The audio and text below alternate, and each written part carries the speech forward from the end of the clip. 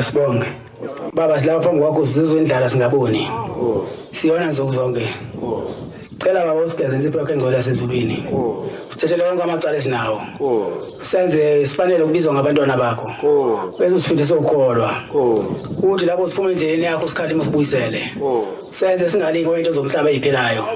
Baba hlala nathi ngezikhathi zonke. Bese usipho ukuhlanipha usenze sikwazi ukuhlonisa okuhle nokubi. Baba ehlisela phezulu kwethu umoya wakho.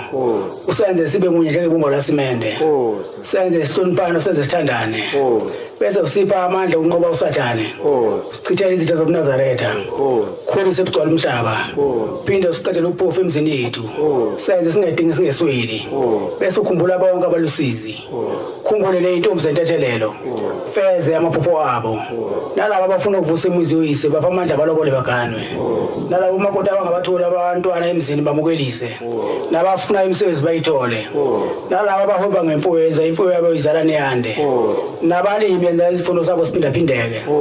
Bese abafuna abafundisa ingqondo ezikhaliphile.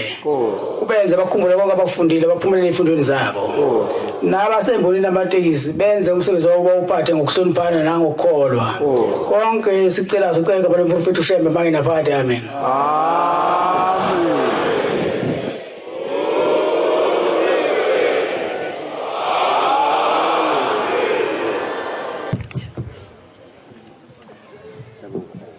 Uyavalwa umhlangano namhlanje.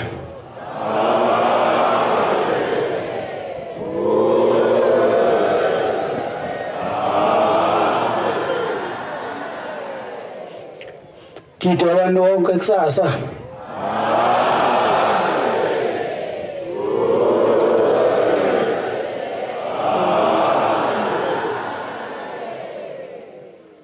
Uyaphuma umhlangano ngomsombuluko welinda ndonga.